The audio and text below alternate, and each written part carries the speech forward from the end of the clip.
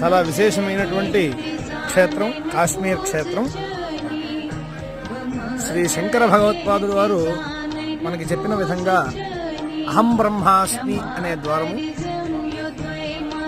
అలాగే తత్వమసి ఇంకొక ద్వారం, అయమాత్మ బ్రహ్మ,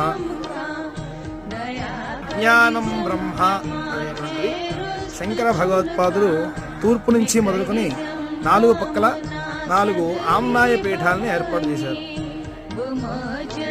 పాకిస్తాన్ ఆక్రమిత కాశ్మీర్ నుంచి కొన్ని రాళ్లని తీసుకొచ్చి ఇక్కడ తేత్వాల్ అనే గ్రామంలో శ్రీ శారదా అమ్మవారి పంచలోహ విగ్రహ ప్రతిష్టాపనని శ్రీ శంకర భగవత్పాదుల అనుగ్రహం చేత, అదేవిధంగా సర్వజ్ఞపీఠమైనటువంటి శ్రీ శ్రీ శ్రీ భారతీ